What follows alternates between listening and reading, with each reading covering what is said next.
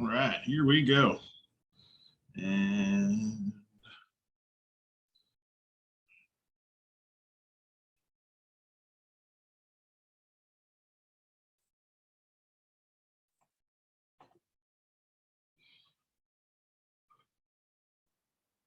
well,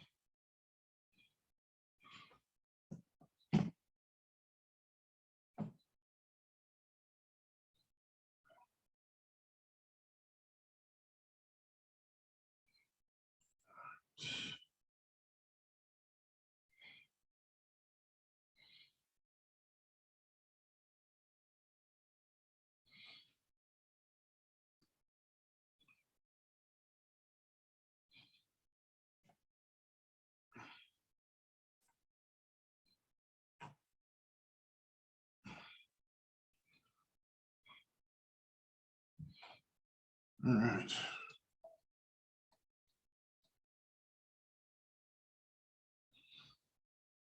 All right, here we go.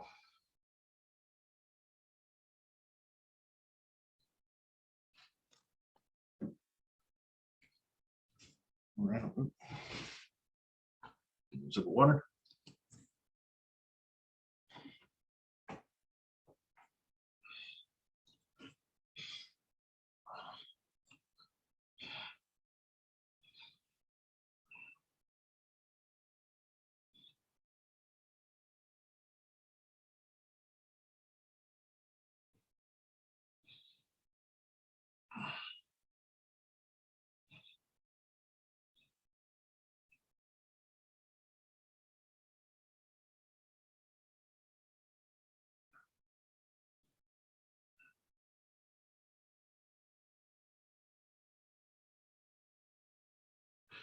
All right, here we go. Here we go.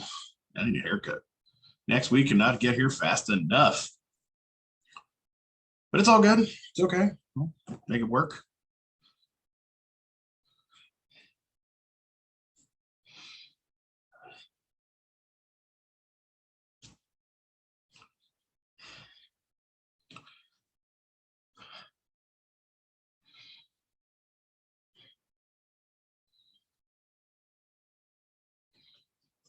So just hanging out waiting for the Hicks interview, or I don't know what you want to call it, but I guess we'll say interview part 2, maybe. We'll see. Yeah, we will make it happen. Definitely, definitely.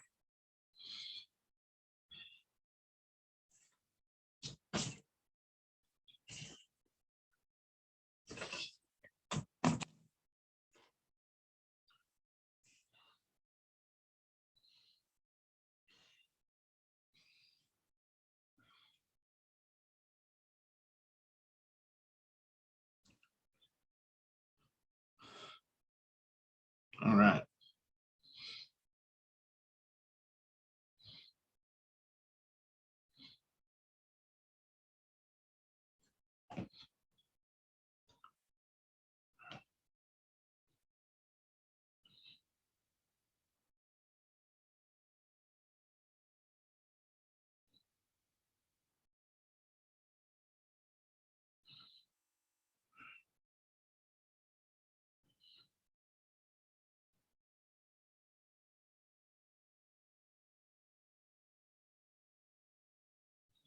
All right.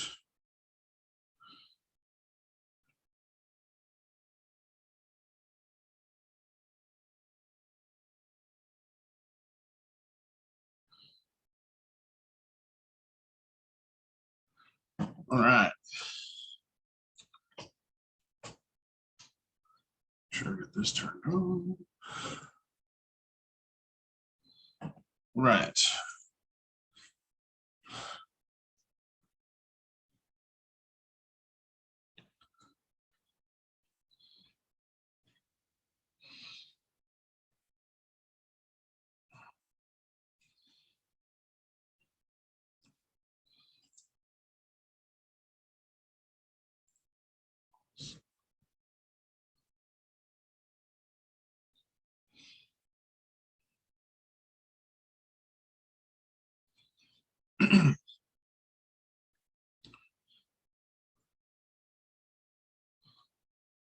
Hicks, what's up, my man?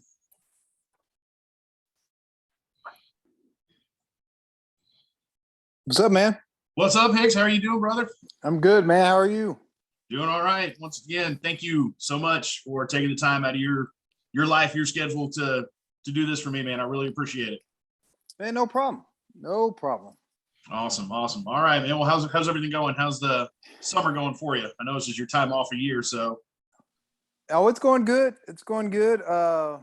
Getting some travels in and going to see some friends and hanging out with family and the kids. So it hadn't been too bad. I know it's coming to an end, and the new season's getting ready to start. But I mean, all in all, I can't complain. Sure, right. When do you guys get started back up? Do you guys have 2 days or? No, since we had spring practice, we can't officially have 2-a-days. Okay. So we can do. I mean, UIL really regulates now the amount of time that you can be in football. Sure. Before, I mean, even during the season and in the preseason. So so we go back to school as teachers August 1st. Ooh, that's and early. Yeah. So we'll go back August 1st as teachers. And then let's see, first day of school is August 10th. So I believe we'll start with our freshmen. I think we start with our freshmen August 1st. So we'll have them for 3 days. And then we'll start with the underclassmen like Thursday. Gotcha. All right. I don't know if you know this, but our old high school has an indoor practice facility now. Yeah, all the Richardson schools do. Like what? Like what? I mean, come on, man. These you should see it. You should see it. It's I've only seen pictures of it.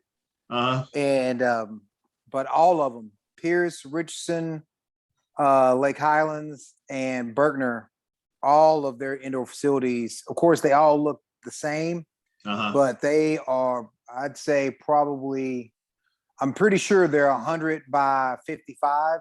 I mean, they look massive. They're air conditioned. I mean, it looks like the Cowboys like indoor facility or something. It's amazing. I know, right? When I was driving by the Lake Highlands last year, going somewhere, I think I was going to get something, some food from somewhere, and just happened to be driving by, and I was like, what in the heck is that? And sure enough, I was texting somebody. It's like, oh yeah, they have an indoor practice facility. I'm like, you got to be kidding me. Like, wow. Okay. Well, yes. Good for them. They get to play at AT&T Stadium. A friend of mine, his son, they had a playoff game at the Ford Center back in November. So we went there and watched that. And I was just like, man, we thought we were cool. We're going to Texas Stadium or whatever. But, I mean, geez, we got nothing on these kids now. I have to practice outside. They get to go to AT&T. It's like, geez, it's too spoiled. Yeah, that Ford Center. Yeah, that's one of our fields.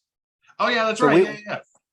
So we'll play there 3 to 4 times a year at the Ford Center. Do you guys have to play on like Thursdays, or but there's so many high schools, or every game you do? Okay. Yeah. So it's instead of doing Saturdays, you'll do usually 2 teams or so will have Thursday games. Or I guess once we get into district, it could be 4 because you have 2 district games. But yeah, you'll have Thursday and then Friday games, which then makes the week, now your sub varsity starts on Wednesday. So sub varsity plays Wednesday, then varsity would play Thursday. Then of course, then you kind of off on Friday, or the normal schedule is sub varsities play Thursday and then varsities play Friday. All right. Well, okay. Well, I got a few topics here. I know we didn't get into everything last time, but one of the things I wanted to ask that we didn't get a chance to was, how did you get into coaching? Because I know when we were texting a few months ago and I was like, hey, I heard you're into coaching now. And you said, yeah, like 13 years. It's like, I'm not that good at math, but from 95 to 99, you're at UT. And if it's 2022 minus 13, there's a little bit of a gap in there. So what did you do? Were you obviously doing something else before you got into coaching? And what made you, how did you get the coaching bug? Yeah, so had a couple of job opportunities as I was graduating from UT, and Mr. Worthy had wanted to meet with me, so I had come into Dallas for a weekend, met with Mr. Worthy. He Okay. laid out kind of his plan of what he wanted. At the time, I was kind of ready to move out of Austin. It was one of those things, either if I stayed, I needed to move out of my college housing and, and then go that route, uh, or move to Dallas where I had a couple of job opportunities as well. Okay. And, kind of so I worked with the Worthies for 10 years. Oh wow. Okay. And then Shay Hendricks had been, he got into coaching after college, and when he was in the Metroplex, he was at Justin Northwest Okay. for a while, and so we'd go out to his games on Friday nights, go to a couple of his games, and he would always be like, "Hey man, you need to come coach, you need to come coach, you need to come coach," and I was like. And he was like, come out here with me and Justin. I was like, I'm not going to come out to Justin. But it was just one of those things. We always thought it'd be cool for us to coach together. Sure. So, so he kind of was nibbling on my ear a lot on just, hey, this is a great opportunity. I think you'd like it. It gets you from behind a desk and all that. Right. Then at the kind of right where it was kind of leaning towards me potentially going into coaching. And I started thinking more and more about it. He got the job. He went back to Sweetwater as the defensive coordinator. Okay. And so then it was just like, okay, never mind. Because if I was going to do it, I was going to do it with him. Sure. And then like 8 months later, he calls me, says, hey, I'm in the Metroplex. There's a new school opening up, and I'm going to be the DC. This is the perfect time for you to come on. Brand new school, brand new staff, everything. Okay. So I was like, well, so we had our usual sit down dinner, and our wives know each other. And of course, me and Shay have been friends since, I don't know, like 4th or 5th grade. Oh, wow. So then we kind of discussed it and options and everything. And when he told me the Metroplex, I'm thinking, somewhere in the Dallas area, not knowing it was Frisco. I remember the first time I drove out here to meet with the head coach, who was Kent Jackson. I was like, oh my gosh, like, am I here yet? Like, I don't think I've driven this far north and not have gone into Oklahoma. Or like if I'm driving that far north, I'm leaving town, It's a hike. and I didn't realize it at the time. I was like, oh my gosh, this is not the Metroplex. This is not what I had in mind. Wow. But it was a great opportunity. We got to open up, one of the high schools, a brand new high school at Heritage, and kind of see it start from its inception. Of course, Shay was hired much earlier than I was. I wasn't officially hired till like July of 2009. Okay. So I finished out.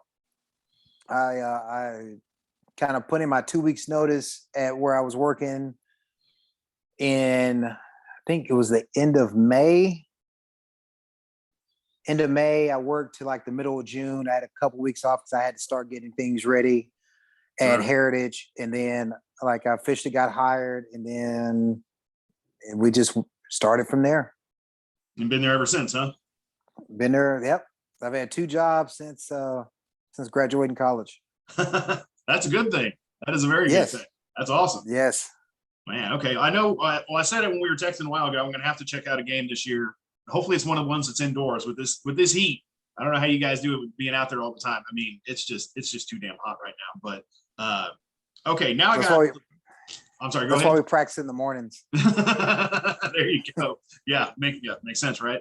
Yeah. Yeah. Okay. Well, we got, I don't know, we can spin the wheel here. I've got a few things. Another thing I wanted to touch on was either Texas going to the SEC, when that happened last year, and what is it, next year or 2 years from now? Like, it seems like it's changing with all this alignment stuff going on. Like, when's it going to happen? I don't know. But what were your first thoughts when you heard Texas going to the SEC? Were you excited? Were you like, well, it was inevitable, or what? I felt like it was inevitable. I felt like, I mean, if you recall, once A&M, Colorado, who else left? Nebraska. Yeah. So when those teams left, if you recall, Texas started looking at other places because at that point we went from 12 teams to like 7, I believe, which we played 1 year. I think it was 7 teams, something like that. And there weren't any suitable teams that were on the docket to add. Yeah. So Texas, at that point, I believe when that happened, they began to look and perceive that the Big 12 is not going to be viable long term. Sure. So to them, it's get out while you can before everything begins to fall apart, while you still have options. So I in my opinion, I think that's where it started. Of course, it was if they were going somewhere, the whole deal is that you cannot touch my ESPN contract. So regardless of where we go, and that's the whole reason why A&M left, because and the other teams left because they wanted the profit sharing. If you go back and look, there was no conference television deals. Not like there are. Now they have the SEC network, they have the Pac-12 network, they have the Big Ten network. Before, nobody had networks. There was only one team that had their own individual TV deal, and that was Notre Dame. Yeah. Yep. Mm-hmm. Then we got approached to have our own. We did it. And then the Big 12 teams were like, okay, well then you need to, that's a profit sharing deal. And they were like, this is not a Big 12 situation. This is a University of Texas situation. Mm-hmm. So this is our money. And so once that happened, you start seeing the other conferences get their conference networks, and they shared the money.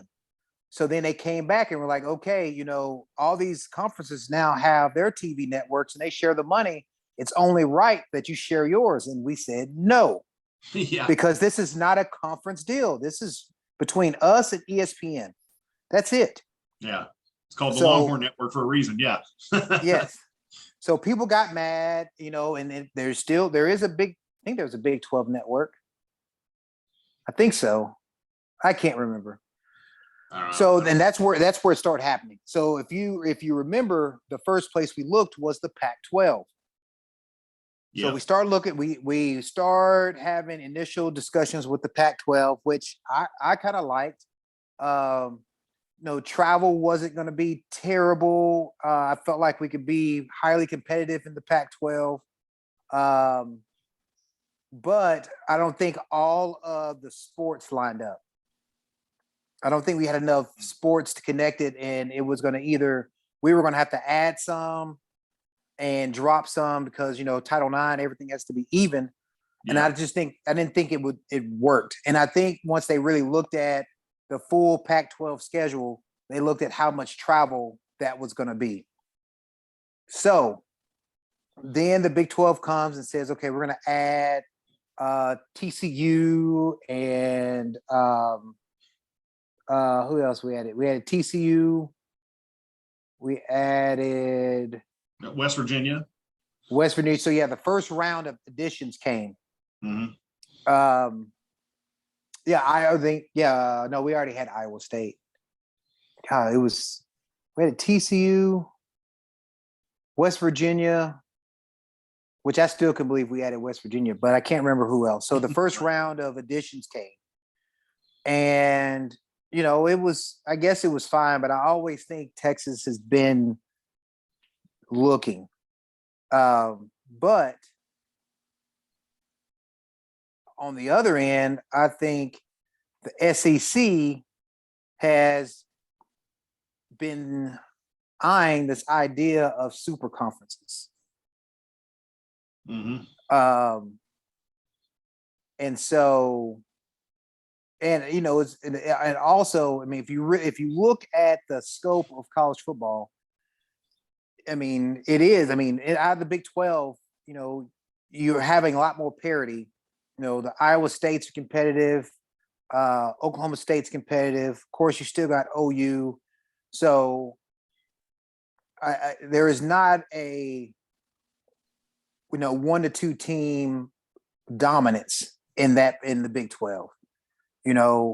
But I also think that the SEC is looking at a way to where they can almost have total control of it, to where, because they can't send 4 teams, they just beat everybody up.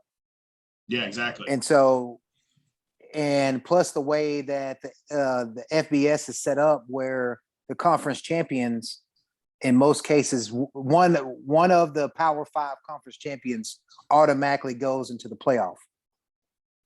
So I think that the SEC was looking at a way to be on the forefront of kind of this dominant conference. Excuse me.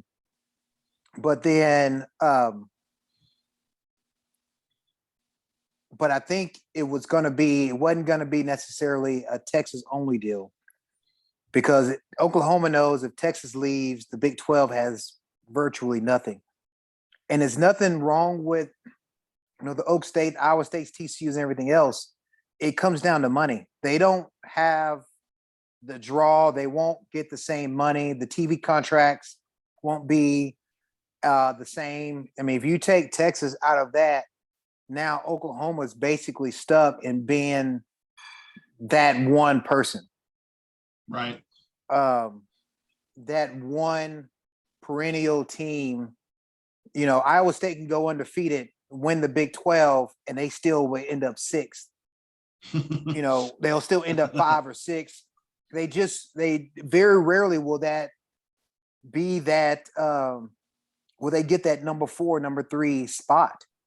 The same with TCU, the same with all of them. So I think OU is also looking at saying, hey, if Big Dog leaves, we don't want to be the lone dog in a small pond. It's almost the idea, you don't want to be the most expensive house on the street. Yep, exactly. Because now OU is the one that, I mean, even though they would be the ones pulling all the strings, but they would lose more money than I think they would gain, because they're having to profit share it, but they're the one that's pulling in all the money. Yeah, exactly. Yeah, they're the big brand left. Yeah, so yeah, I mean, no one's really tuning in to watch nationally, at least from a big perspective. Kansas State, Iowa State, TCU, places like that. If Oklahoma's the one big brand you have, they're standing by themselves. I mean, sure, yeah. I mean, if they were to be by themselves in that scenario, of course they still have the rivalry with Texas, but that's just one game a year. Whereas the rest of their schedule, it's like, yeah, Oklahoma State's a big rivalry, but outside of Oklahoma, does anybody really care about that game?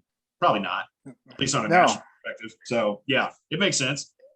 Yeah, and not Baylor's. I mean, all these other teams are just as competitive and could be top 10. Top 10 teams.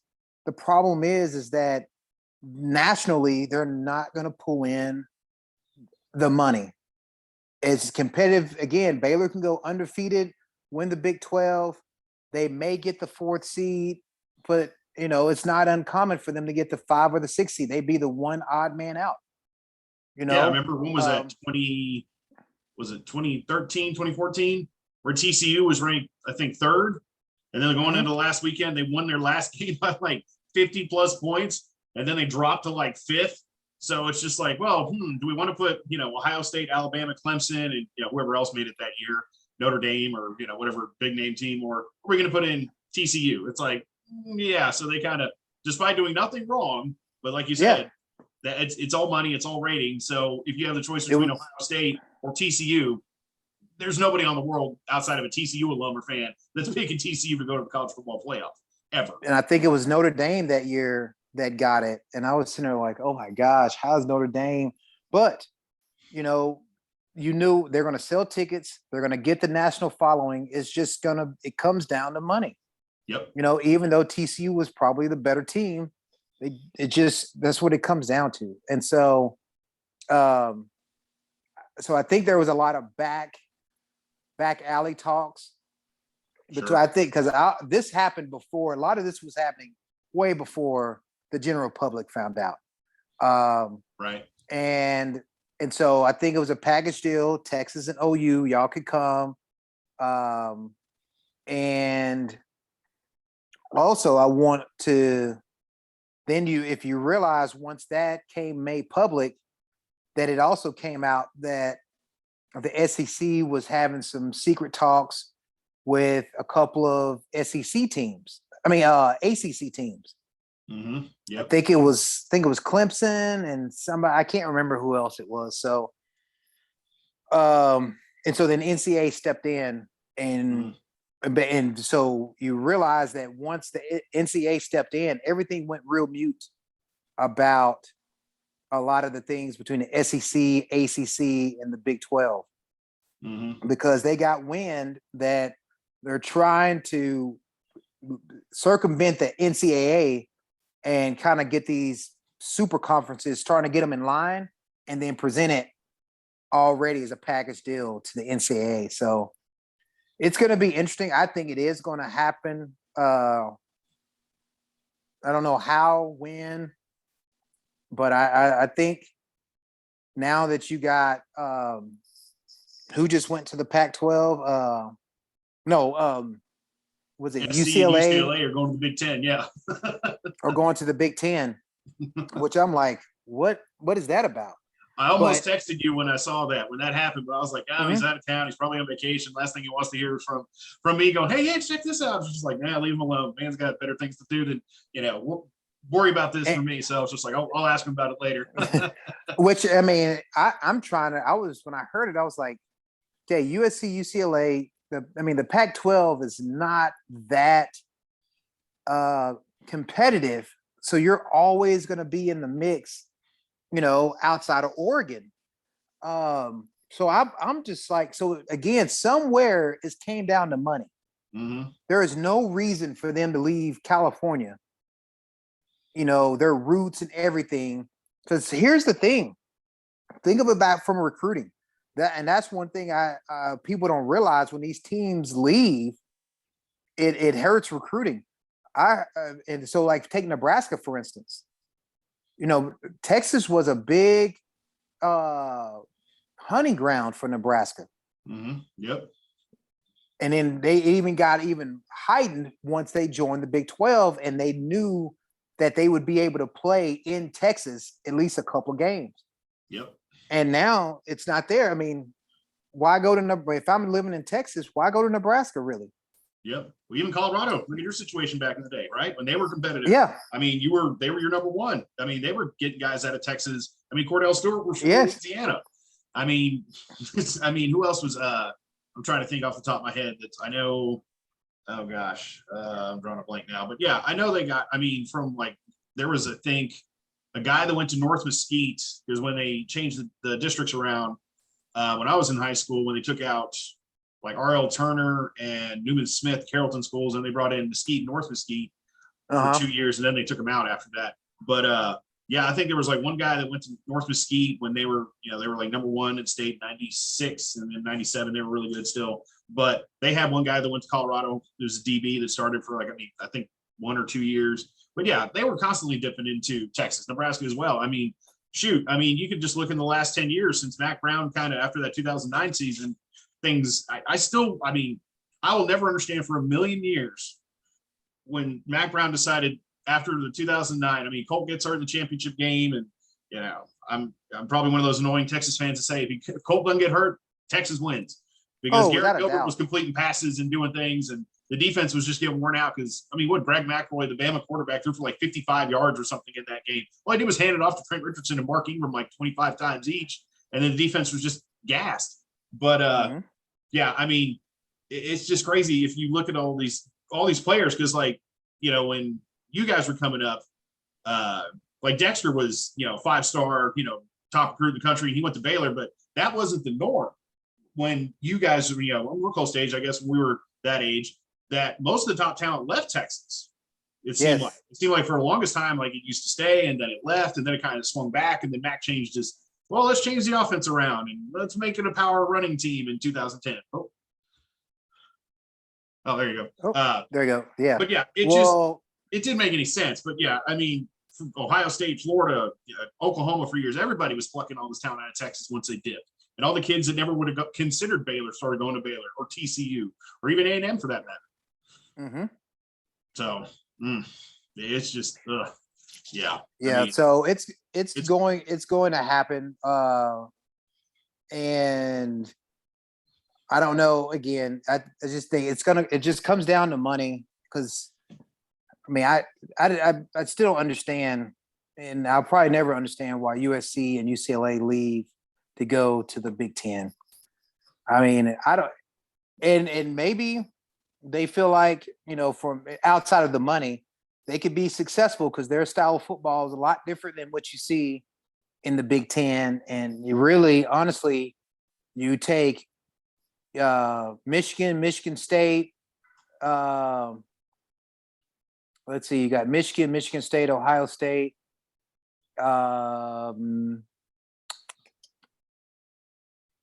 Who else in the Big Ten? I mean, it's really it. right. Michigan, Ohio State. I'm trying to think of one other team. I mean, Penn State's not been Iowa. kind of up and down. Penn Iowa's a State's been solid up team. and down. Wisconsin's Iowa. kind of always like, they're always good for beating like one good team a year. It's always a shock. They'll beat somebody and it'll be a big thing. And then, they don't do anything after that. So yeah, that seems kind of how that, the Big Ten is for the most part, for sure. It's so, I mean, but I don't know. Again, end of the day, it just comes down somewhere. It's about money. It's about TV. It's about revenue. It's just, I mean, that's what it's about. Same thing with the Texas move. It's just too expensive to move.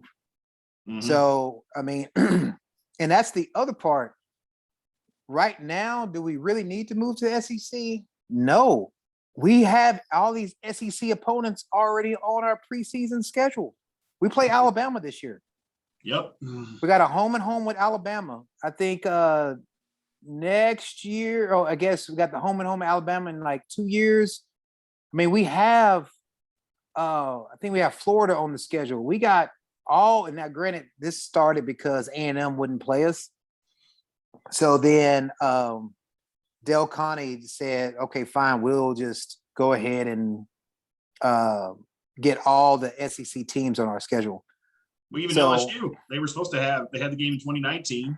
Mm-hmm. And then they were supposed to have the one in 2020, but then, the whole COVID thing and whatnot. Yeah. Yeah. I mean, Arkansas last year, that's Mm-hmm. another SEC team, even though it's an old rival from the Southwest Conference days. But yeah, it's going to be strange. It's going to be weird watching Texas play like a stretch of like Mississippi State, Auburn, Alabama, maybe a Tennessee all in a row. But I guess that's just the world. Yeah, that's the world we live in now. Well, they're going to have to figure it out. It's going to be in regions. It's going to be similar. And I don't know how they're going to do it. They'll either have to be in blocks of 4. I don't know. I still have been trying to wrap my mind around where they put Texas and OU along with everybody else. If you put them in the SEC West, I mean, that's just that's carnage. Yeah, I mean, that is a ultimate meat grinder of a schedule because, like you said, look at it. I mean, even the teams, just like you. I mean, obviously you played. I mean, I'm preaching to the choir here. You're going to have games. You're not going to be 100% up to play every game every week. You've had 3-4 games in a row. You had a tough game last week with overtime or something. Now you're going to play somebody, let's say Mississippi State, that's maybe a 500 team. But since you're Texas and you have that bullseye on you, just like when you guys would play like Lubbock or play Lubbock with Tech or anything like that, they're going to come out there with everything they got, all that piss and vinegar, and act like it's the national championship because they're playing against Texas and they want to stick it to Texas. So I don't know. I mean, I'm looking forward to going to the SEC as a fan. It's just going to be weird. And then, like you said, how are they going to make it work? There's so many teams. Is it going to be? I mean, I've seen all the stuff on Twitter, like it would maybe be A&M, Texas, OU, Arkansas. Well, that makes sense because from all the rivalries and everything. But A&M, this Yep. is the thing that I don't get. And I'm sure you have friends just like I do that went to A&M. They're really passionate about it, even though they're kind of goofy and crazy. And it's putting it nicely. But it seems like they don't want to play Texas at all whatsoever. They're like, they left the Big 12, and it cracks me up how I find people who are Aggies that say, oh, SEC this and SEC that. It's just like, you didn't have any success in the Big 12. You guys pretty much were average or sucked that whole tenure. They got to the Big 12 championship game, twice? They got crushed by Nebraska in 97, and they won in overtime against Kansas State in an upset. Other than that, They didn't do squat. Nothing.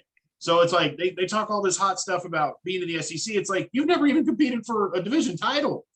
And don't give me this, we play Alabama, this, that, and the other. It's like, well, OU and Texas were kicking your ass for the whole time you're in the Big 12. And then you started losing to Texas Tech when Kingsbury took over out there, and or not Kingsbury, Leach, when Kingsbury was and that whole thing. But I don't know. It just blows my mind how they just don't want it at all. Like, I mean, if you could, outside person looking in has no allegiance to either team. A&M's been better the past few years. They've had a better record. Texas is, you can't get away from 5-7. You just can't. It was a rough go. You're losing to Kansas. It was a turd sandwich, to put it nicely. But that doesn't mean it's going to be that way forever. And it's just like, if I was an A&M fan, alum, whatever, it's like, I would love to play Texas. And if you think you're so much better, well, then prove it. Here's a golden opportunity. And it's like, they just don't want to do it. Their leadership says that. They're just like, I don't know. I don't So, well, so this is, it's kind of both sides. So when the whole thing happened with they were saying you need to share your contract, and we said no. Then they said we're going to leave. We said bye. Don't let the door hit you. Yeah, and then it was a deal saying, okay, we're going to go to SEC. We're going to play much better. So all that happens. Well, and then we play them for the last time, and we beat them. So we won the last Texas versus Texas A&M game. Mm-hmm. So both sides. So this is still when the loss was still our AD. So at this point, both sides, no love lost between the two. Well, of course, right. So then they get the Manziel era. So now A&M's like, hey, let's get a game. DeLoss, being smart, knew that we probably weren't good enough to play them at that point.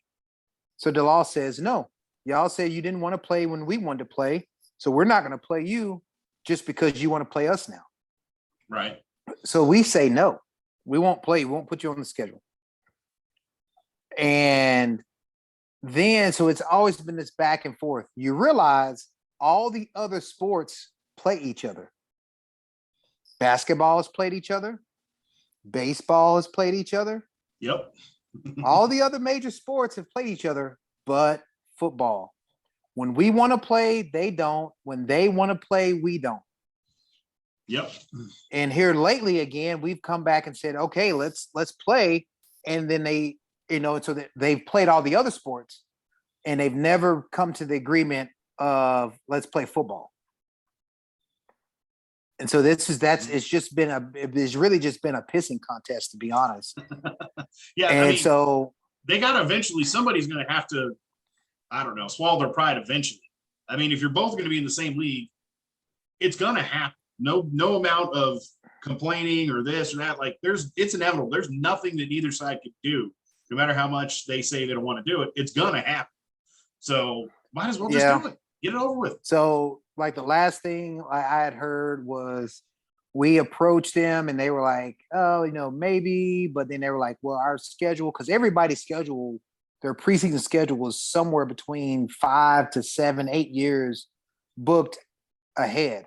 Yeah. So we were like, hey, let's play. Because we ended up losing a game or something. So we had a spot open. And so then we were like, hey, we have a spot open and we know y'all have a spot open for the same week. Let's play. They were like, no, kind of again, this is just what I hear. No, no, no. That's like right before we get into conference play. And, the SEC is a ringer. We don't want to, that type of deal. We want to be healthy, ready to go going into, Always we don't something. want to have to, we don't want to have a game like that right before we go into conference. And so then that's when, at this time, as Del Conte, he says, so now we've tried twice for you to play us. Both times you've come up with something. Then they tried to come back and say, hey, we have this spot open. Can we play? And they knew good and well we couldn't, because we already had something scheduled. Mm-hmm. So then Del Conte said, well, if that's the case, then we'll just, since the SEC is so difficult, we'll just schedule everybody that's on your schedule. Yep. And then we'll just play everybody else until you're forced to play us. Right. And that's what he's been doing. So that's why we had LSU. That's why we had Ole Miss. That's why we've had. Oh, I forgot about that one. Yeah. Now we have Alabama. Like I said, I think we have Georgia coming up in a couple of years. We got all these other SEC teams now, for that whole reason of now A&M. You can't say anything. We've played everybody else. You're the only, and that's kind of where he was going. We're going to schedule every SEC team until you play us. Yeah, exactly. All right. Well, I know you kind of touched on this at the end of the last time we talked, but again, it was a national story. It was all over, you name it, Twitter, every TV show, Sports Center, everything. Now, I know you say you don't get caught up in rankings and stars and all that stuff. Here we go. Arch Manning, he commits to Texas. And then, since then, I think they've got like a dozen other recruits, one after another. Now, none of them have played, obviously. They're all still in high school. But from maybe a national perspective, or, I mean, like you said, I guess from a player standpoint, I'm guessing here, and you can tell me, none of that means a damn thing until they show up, get on the practice field, show me what you can do. Now, for fans and people like myself, we get all excited, get all giddy about these things. Oh, man, we got the top wide receiver recruit from DeSoto. Oh, man, this guy wants to play with Arch. And then guys like you, do you even pay attention to that when you're a player? Even now, is anything like it, or like you said, it does not matter till they show up, put on the pads, show them what you got. Otherwise, it means absolutely nothing.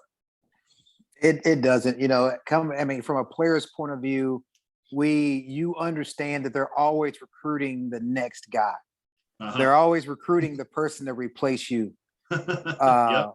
And that's the way, you look at it.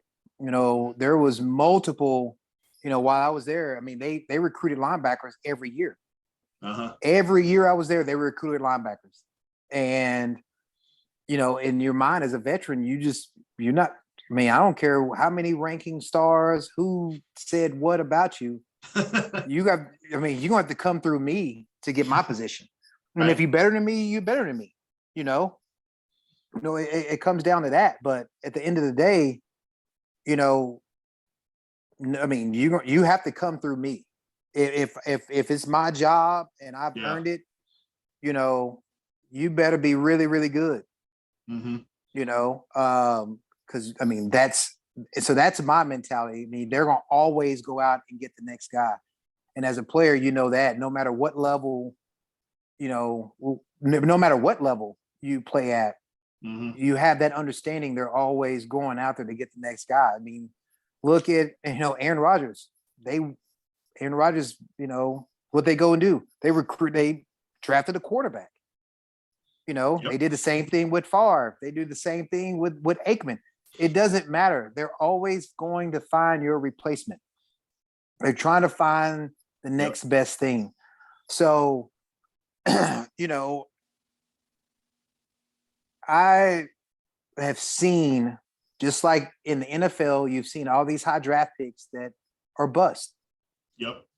They either they can't equate, they can't keep up, whatever it is. When they get to that ultimate spot, it just doesn't work out. And the same thing happens in college.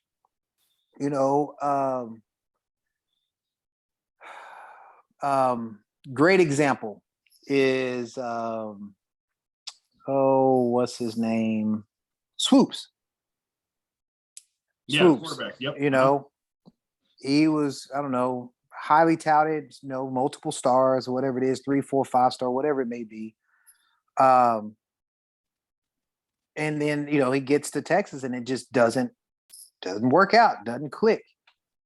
You know, you look at just like we were talking about with who took, oh gosh, I keep forgetting names. After Colt got hurt, Garrett Gilbert.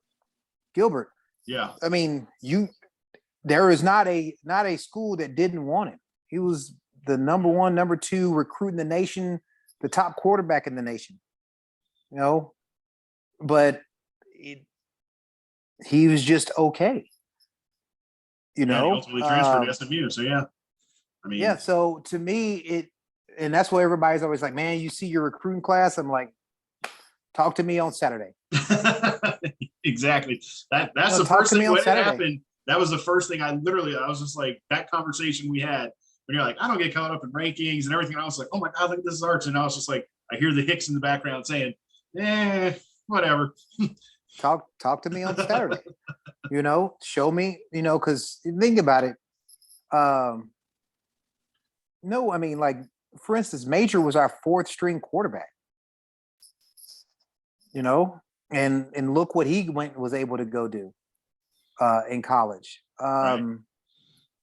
You know, so it's so many guys that are you could be considered 2 or 3-star that are really good football players, and a lot of them get overlooked. But the ones that do get their shot will go out there and do great things.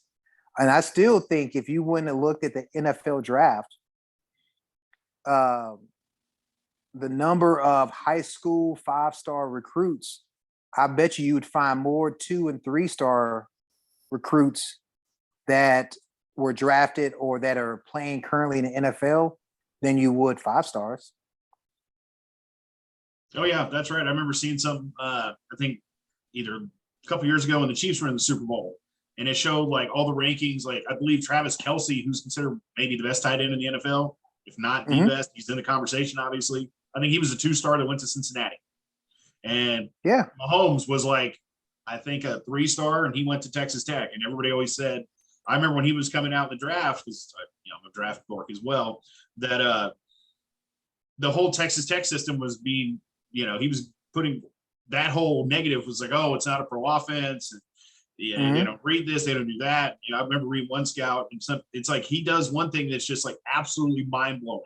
And he's just like, wow, look at that throw, look at that. And then the next play, he does something completely dumb and boneheaded. It's like he's too, of course, these draft experts, and I use those air quotes. Oh, he's too volatile. Or he's up and down. You can't draft him in the first round. And then he goes to Kansas City, and then as I say, the rest is history. And like you said, that's probably there's more guys that are the 2 and 3-star guys for every guy like Adrian Peterson, who was the 5-star all everything, who was second in the Heisman in his freshman year, and then rushed for, I don't know, he's probably, top 5 rushing all time in the NFL.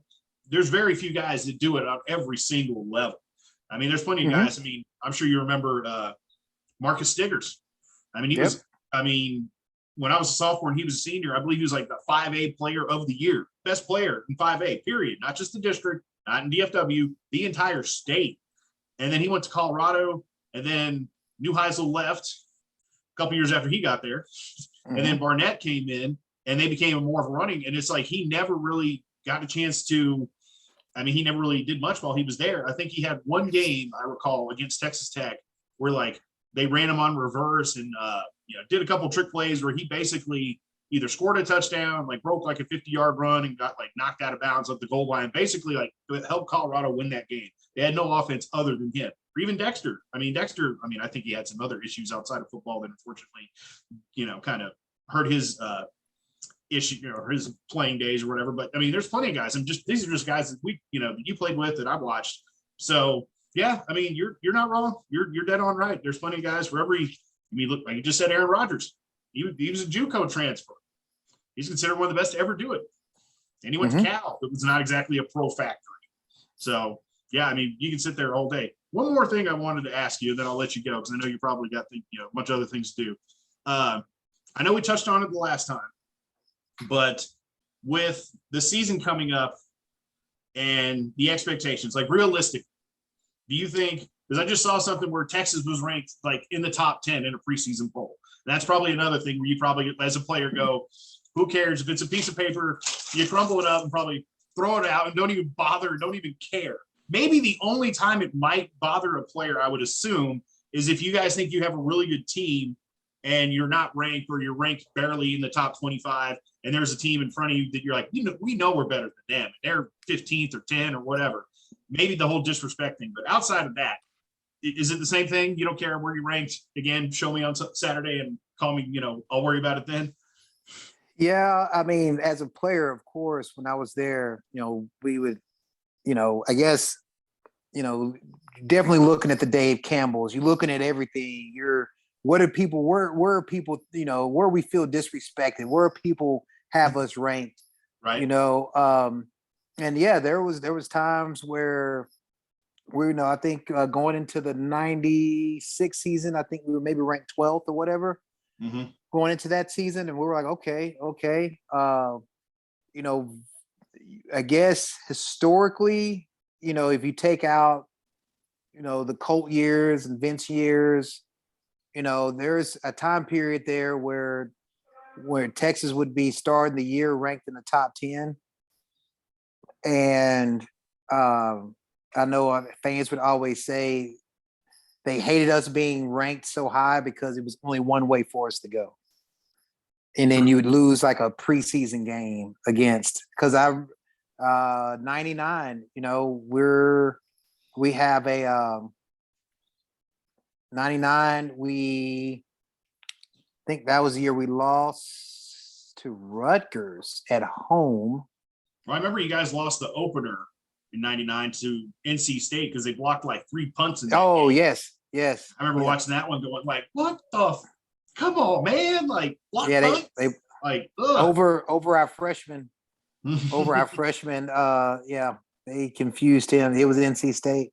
And granted, he comes back from that. That's that was Corey Redding. That they blocked for 3 punts. Yes. And then he goes off, has a great NFL career and all that. So, yes, so if you feel like you have a national championship team, of course you want to start up higher. But yes, to me, the rankings, the only time, even if you're ranked in the top 25, you still got to win all your games. And if you're beating notable people, you'll get up there and put yourself in the mix of playing in the playoff. Yep. But there has been a lot of times where I've looked and said, there's no way that we should be ranked that high. Oh, really? But at the same time, but you think about it. I think there's a lot of credibility that's sometimes put into the name. Because I've watched and seen how I'm like, okay, how's Notre Dame ranked 8? And then you like watch him play and you're like, oh my gosh, they just played the number 10 team in the nation and just got smoked. Yeah. How are they ranked 8? So people try to say names don't matter. Yes, it does. Names do matter. Right. Because they've even gotten into the playoff a couple of times and have just got absolutely crushed. Even that championship game, what was that, like 2011 or 12 when they played Alabama? Mm-hmm. That game was over by like the first quarter. It was just ass kicking. It was not even close. It's like, this is really the 2 best teams in the country. It's like it's a high school team playing a college team, basically. They just got hammered in that game. So really it's at the end of the day, you show up on game day, regardless of what your ranking is, not ranked, not in the top 25. At the end of the day, you got to play the people on your schedule. And if you beat them, you'll be where you need to be, And so the good thing is that if you take it to where if we are ranked in the top 10 and being started in the top 10, if we win all those games, there is no doubt that we'll end up being in the 4 because now you've had to beat Alabama. Right. You've had to beat Alabama. You've had to beat OU. You've had to beat Iowa State. You've had to beat teams that I guarantee you are ranked somewhere between 1 and 15. Mhm. And so yeah, it's very much like my view on recruiting. You still got to go there and play the game. And as a player, yeah, sometimes you get wrapped up into that ranking. And you start kind of reading your own press and getting real high on yourself, and then you open yourself up to get beat. So it's almost like you want that disrespect, you want that chip on your shoulder, because sometimes that'll just motivate you to go out there and play harder. I mean, not necessarily play harder, but just to get what you Kind of prove deserve. everybody wrong, kind of thing. Like, Yes. guy who's the 4 or 5 star at the same position gets all the pub, but maybe you're a couple inches shorter and your 40 times not that great. But when you play on tape, you're making every tackle. But conversely, I just thought of something as you were making that last point. Have there been guys that came in that were the big recruit, that were the 4 or 5 star guy that was all everything in high school? And of course, you guys are, alpha males, obviously. There's guys like me and the vast majority of people, and then there's the few that are like you and the guys that played that actually, can actually do things, and the rest of us are, a bunch of bums just watching it on TV. Uh, but did somebody ever come in? I mean, I'm not saying ask, specific names, but I mean, did you have to like knock somebody, put them a peg down and be like, hey kid, this ain't high school no more. Like, and then they kind of get humbled, or they're like, oh, like it hits them like, oh, this is, I'm not the man anymore. I'm kind of, these are men. I'm not, I'm still a teenager. It happens. I mean, it happens to everybody, but there are the times where you get a freshman and you just like, that dude's good. He's the real deal. Uh-huh. And I mean, granted, Ricky was that way, of course he only got better as time went on. But there are certain guys that you just like, oh, okay, that he can play. Yeah. That come in and you just like, Kwame Cavill was that way. We He played came against him when I in. was in high school, when he was at Waco. Oh, he did? Yep. Okay. Yeah. When he was, I guess he was a senior. Yeah. They came to Lake Highlands and we kicked the crap out of them, and then played them in the playoffs in like the 3rd week. And it was kind of like all the week the coaches kept telling us like, don't take them lightly. Don't take them lightly. We won, but kind of played sloppily and ended up winning the game by a comfortable margin, but kind of went in there, a little full of ourselves. But yeah, we played against them in high school, or when I was in high school, I should say.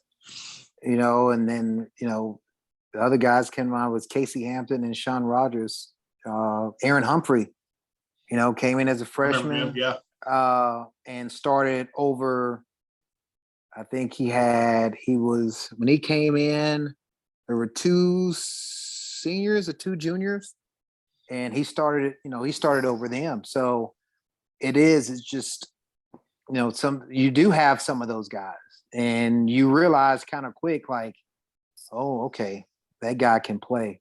But you do, I mean, again, when you have that understanding that they're recruiting for your next person, or they're recruiting, to make you better, that's that drive of, hey, I'm gonna hold on to my spot, and I'm not just gonna just up and transfer. I'm gonna, I'm gonna work, and so yeah, there was twice I lost my starting position and got it back, and so it's football, it's athletics. Right. And competition, sure. It's competition. And so sometimes you have the guys that talk, and sometimes you have the guys that can talk and back it up, or you have guys that's just about business. And then you have guys that know their role, know their place. But yeah, you always run across some of those guys that came in and thought they're the guy because they've always been the guy. And there's not many freshmen that, that when they get redshirted that have not thought that same way. I went in with that same mantra, that bravado of, I've never really sat on the bench. I've played, I was, highly touted, highly recruited. So I can go in here and play, and then you Right. soon realize that, things are a little different. I still remember my first run in with Priest Holmes, and I was like, okay, all right. Right. I haven't, yeah, and you realize that linemen are bigger. So you got to evolve and learn. But there are certain positions and certain people that are able to evolve and learn and do things at a much faster pace, and they can go in and be successful as freshmen. Sure. Well, I know you touched on it with Ricky. We'll have to save that for another day because I don't want to take up too much of your time. But man, oh man, I've got some questions about Ricky and some Ricky stories. Because you guys were in the same recruiting class, right? Yeah. Yeah. So yeah, I can still remember my sister, good old Adri. Shout out to Adri if you're listening to this. But I doubt it. But I remember, I want to say it was 97, that last year of Makovic where things didn't go too good for you guys and you didn't go to a bowl. And I want to say she said she was somewhere or was hanging out somewhere and you were Hicks and Ricky Williams were hanging out. She had no idea who the hell Ricky Williams was. And she said something to the effect of when she came and talked to me the next day, because she was in town from college then as well, because it was like right around Christmas break, I want to say. And she's like, yeah, he came in with some guy, he had dreadlocks, and he was really quiet. And, I think she said he was like playing cards or doing something, but she said he was very quiet, like he didn't talk. But when she said dreadlocks, and I'm like, because, at that point, there was still a chance he was going to leave early and go to the NFL because, new coach and Texas had a bad year and he definitely would have been a high pick. And I was just like, Jesus, Andrew, do you realize who that was? And she's like, whatever. She's like, he was a nice guy. He just didn't talk. He was really quiet. But yeah, I'm sure you could tell some good Ricky stories because, obviously you're around him a lot. You're in the same recruiting class. Obviously, bumping heads in practice all the time. So, I'm sure there's plenty of good Ricky stories, not just all the crazy off the field stuff. We all know about that. We all know about that part of Ricky. He's very open about that part of his life, let's say. So there's no mystery in that. But yeah, I definitely love to hear some Ricky stories. And but yeah, I don't want to take up any more time. It's almost been an hour. So again, I appreciate it, Hicks. You are, you're the man for doing this. Thank you so much. Like I said, if you ever want to keep doing these, I'll be that annoying person in your phone going, damn it, what's this guy want now? Just let me know. No, for sure. Because I enjoy it. Yeah, it's cool. I love hearing all this, and I'm going to put this on Orange Bloods again. And I think for the vast majority of people on there, they're like me, that not even a has been, it was never was. So to hear a player's perspective, to hear the things that, if me and three of my friends are talking about whatever, we know a little bit about everything, but we never played. We never were in that environment. And there's things that and things that you, like you said, with the rankings thing, like I said, when the Arch Manning thing popped, I was happy, I was excited, and then 10 seconds later, I hear your voice in my head saying, rankings, whatever. I don't, So, but yeah. Well, I didn't get a chance to finish that. So the Arch Manning deal. So yes, go ahead, please. Number one, I was very surprised. I was surprised, and that was because I know, Ewers just transferred, so and he just went through an entire spring, and then you have Hudson Card, and I know we recruited another one that's coming in this year, Malik Murphy from California. Yeah. Yes. So now, and then I believe we got the kid from either Lake Travis or not South Lake, either Lake Travis or Westlake. I think the quarterback from Westlake is coming there too. So, you ain't lying. It's quarterback packed right now. So I was thinking, I'm like, why would he come? Now, granted, Sark does have a great track record with quarterbacks. He's coached some of the great ones in the game in the NFL, so he has a great track record. Definitely. The one thing that I think one of the things that may have gone into the thought process or the idea is that Arch is not going to be required to play day one. You know, I don't know the Mannings are by any stretch of the imagination, but they carry themselves and you perceive them as very open-minded, very informative people. And they've really they've really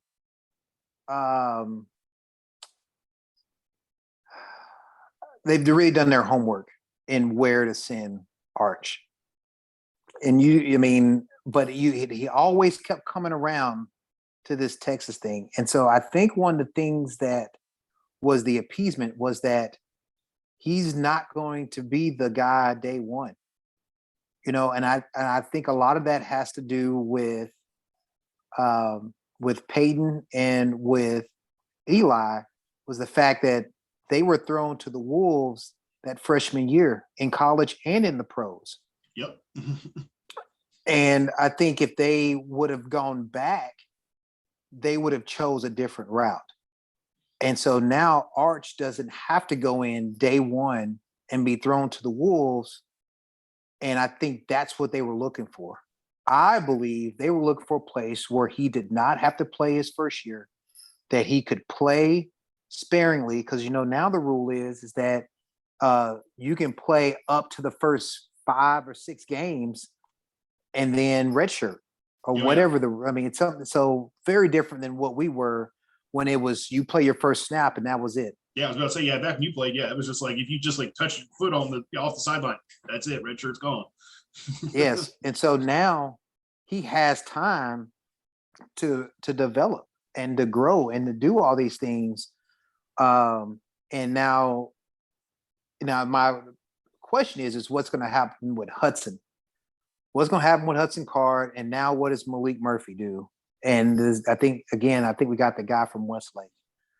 So it is quarterback and you hope that, you know, there's some competition to drive to see who rises to the top. But that is very intriguing. But then what you also bring is, if you go and look after Arch declared that he committed to Texas, I was talking to my buddy about it, and because I was like, man, this is an offensive lineman's dream.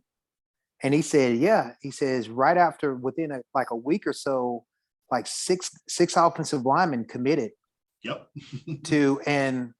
and one of them's from, one of them I have to coach against. Yeah, it was in Frisco. Yeah. Yeah. It's a big old He's kid. in Wakeland.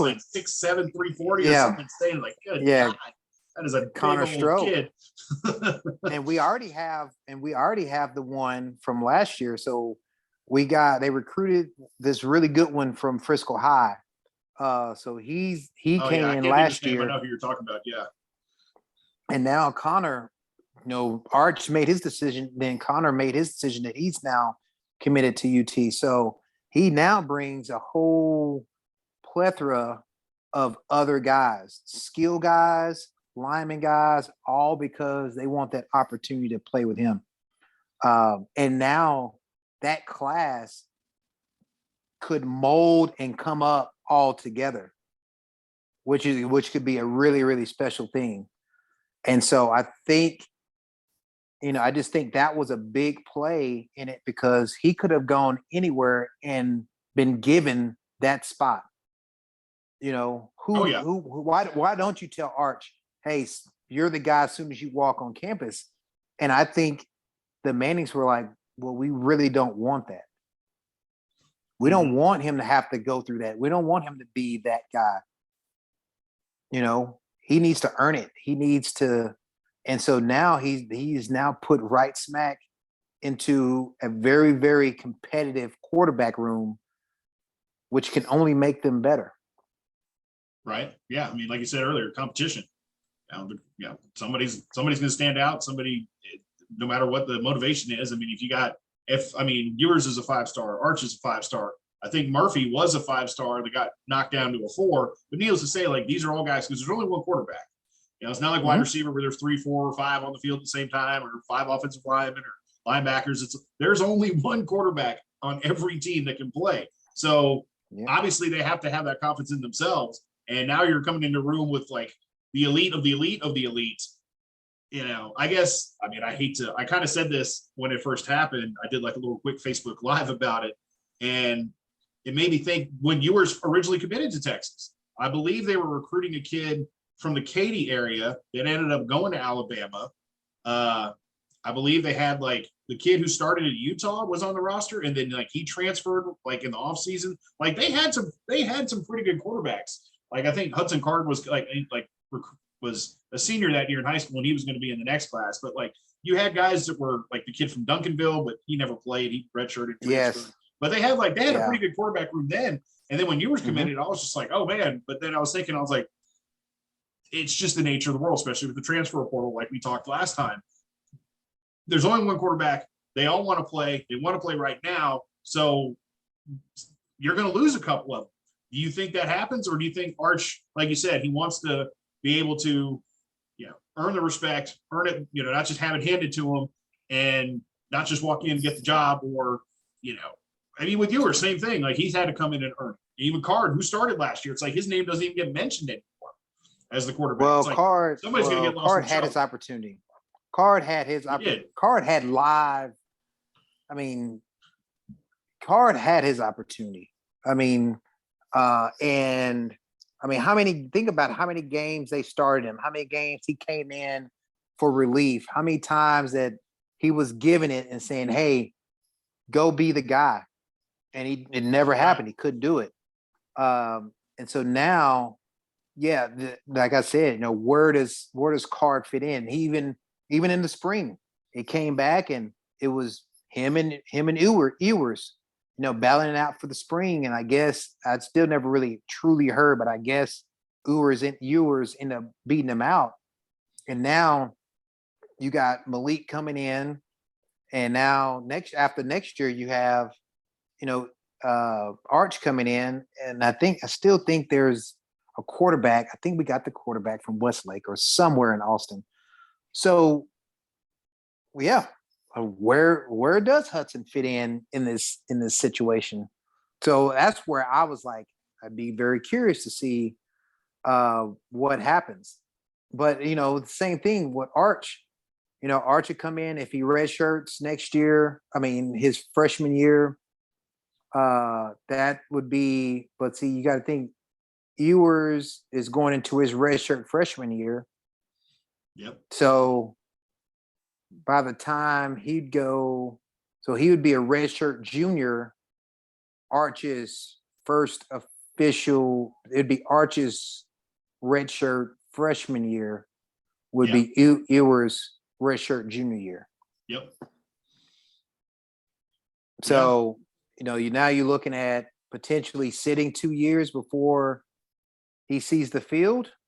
If Ewers stays all 5 years and he's doing well, that's what I'm looking at is like, how long does he sit?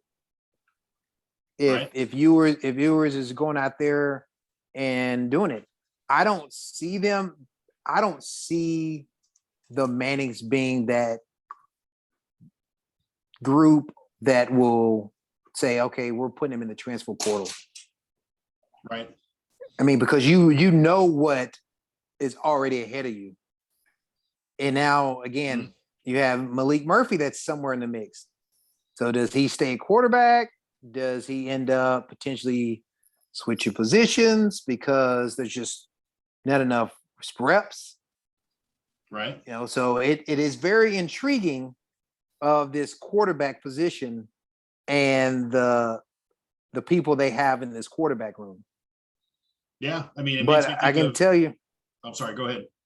I said, but I mean, the cream's gonna rise to the top. So whoever wins it, when it's all said and done, is, I mean, you would expect that it would have great dividends to be paid out on the field.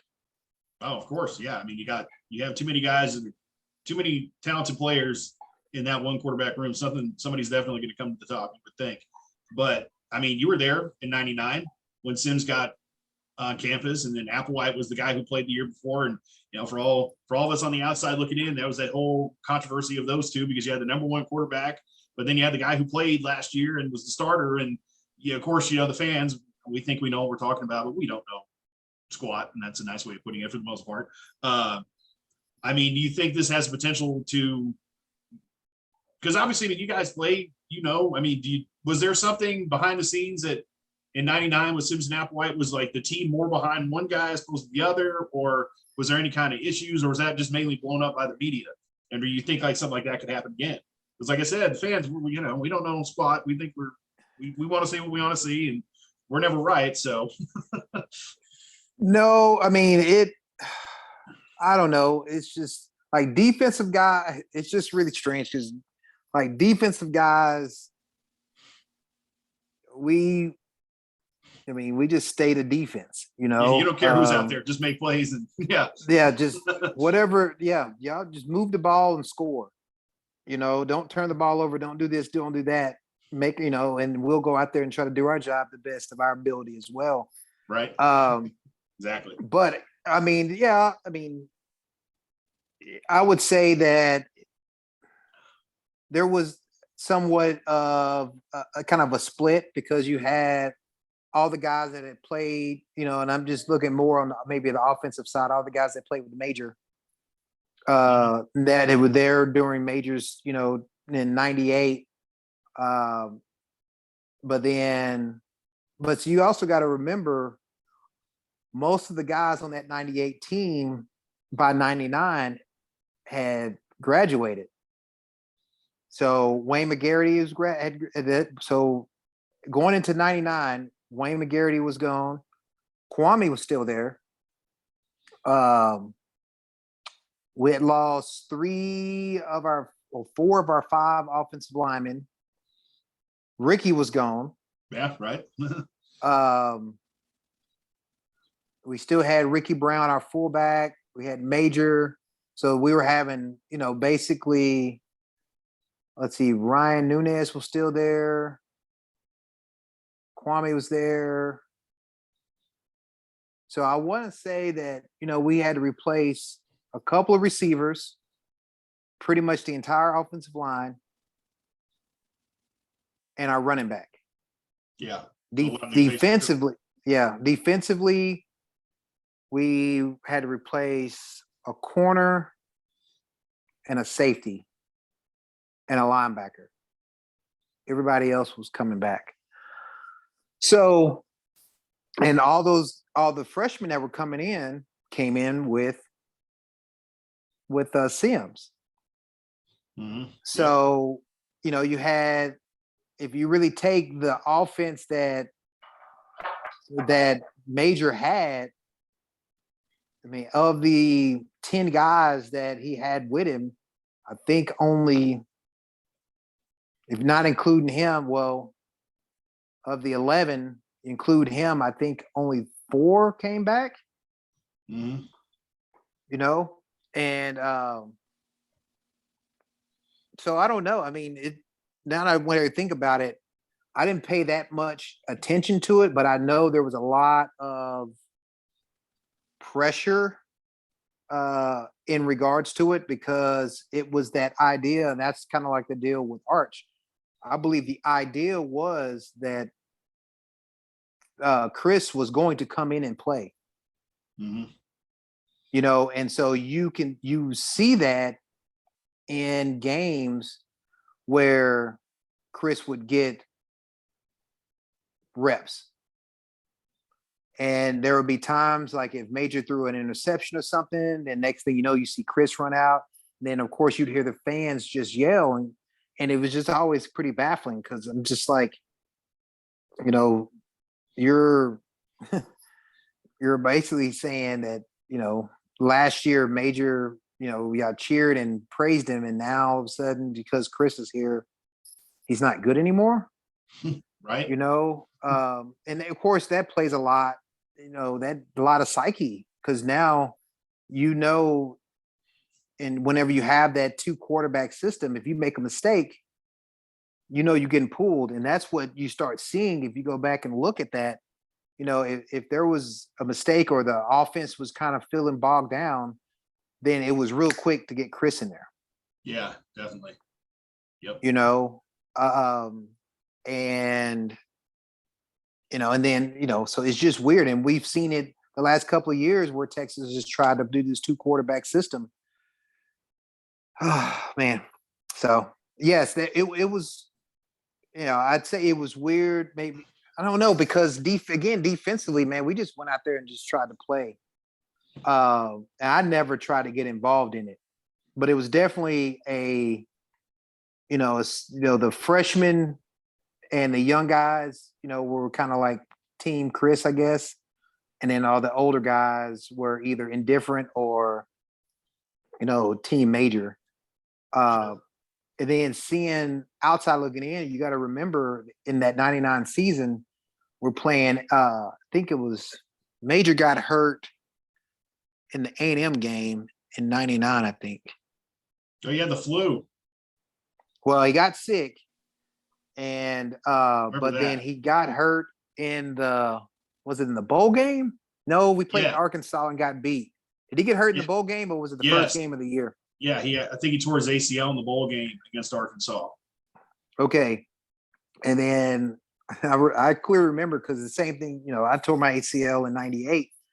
And of course I had to battle back to try to get my starting job back. And I knew then when that happened, I was like, the door is now open for Chris. And now Major is on outside looking in, and he's going to have to figure out a way, to get that back. And so now he becomes the savior because you got to remember the Colorado game when we're losing.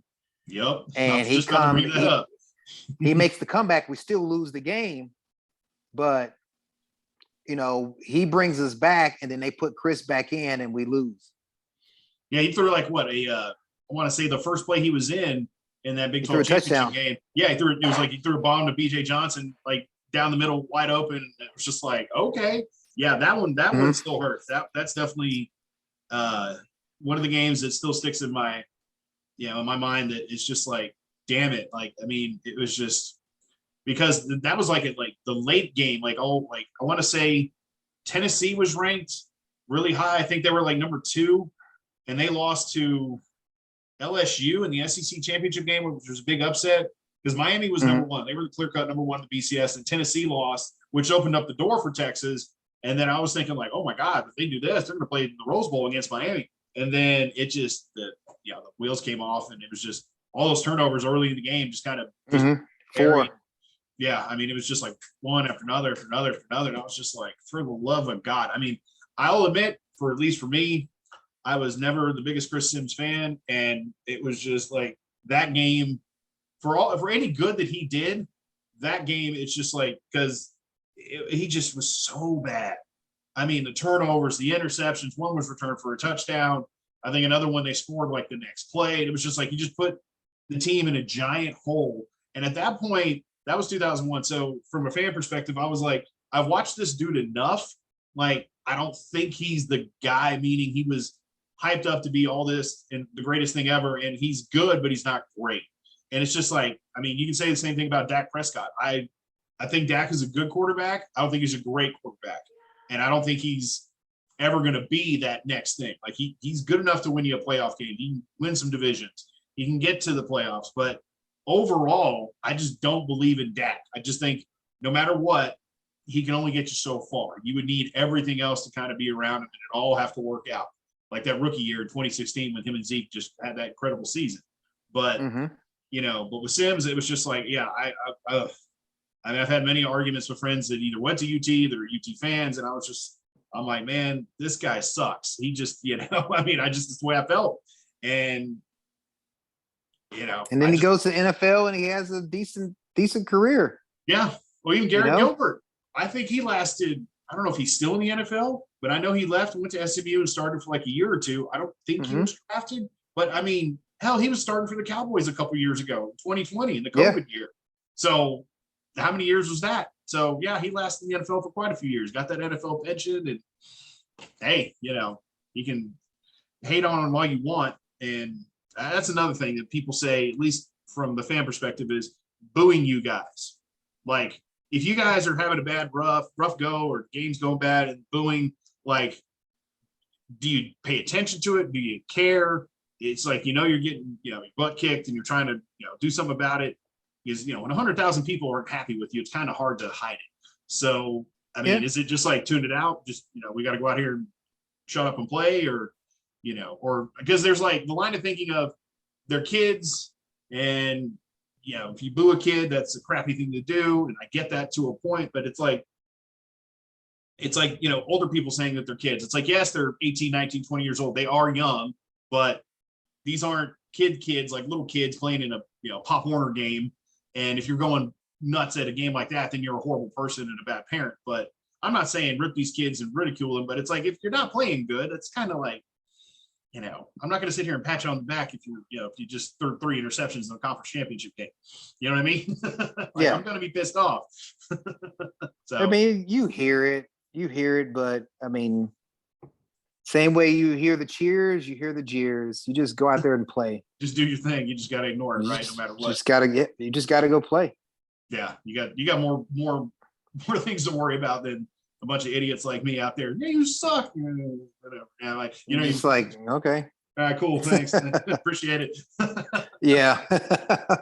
Like you said, with the A&M fans, being obnoxious, or OSU with those damn paddles, it's just like, you just have to tune it all out. You got to go out there and play. Doesn't matter where you're going, who you're playing. It's just, if you don't, because like you said, they've recruited your replacement. He's itching and waiting. You make, you don't fill that hole. You miss that tackle. Hicks, what happened? The guy broke into the secondary. You're right there. Well, guess what? Stand here next to me. And you're like, well, fudge. So, and that's happened before. And right? That has happened before. Yes, it has. Right. I mean, hey, you're only human. You can only do so much, right? But yeah, I appreciate it. Like I said, we went, like, quite a while longer. I mean, I could sit here and talk to you all day about all these kind of things, and even more topics, but I don't want to, hold you up and take more of your time. Again, you're very gracious with your time to do this for me, Anthony. I appreciate it. If you want to keep doing these, I will, I know your life is about to get a little bit more hectic. So I know I don't want to, once you're in season, you got a coach, you got family, you got everything else. I mean, this is like your window of time to do these, because you have a little bit more free time. But I mean, I'd love to do these, keep doing these if we can. We'll be in contact, and I definitely want to check out a game or two and see how you guys do this year. And but yeah, I mean, I just, like I said, I appreciate it. Thank you for taking the time in. I know you got a lot of stuff going on, and for you to take, I think almost an hour and a half of your time to talk to me about, God knows what, about whatever. It's really cool, man. I can't say thank you enough. I really appreciate it. All right, man, no problem. Let me know when we can do it again. All right, man. Yeah, definitely. Yeah. Like I said, if worst comes to worst, I'll come over there, I'll cut your grass, or I'll wash your car, or, whatever I got to do to make this happen. I'm like, hey, I'm sure your wife would be like, hey, if she would hear that, she's like, well, hey, take them up on that offer. My car gets a little dirty or something. So yeah, for sure. But I appreciate it, Hicks, man. Thank you so much, man. We'll be in touch. We'll do it again soon. All right, man. Have a good one. Brother. Thank you. All right.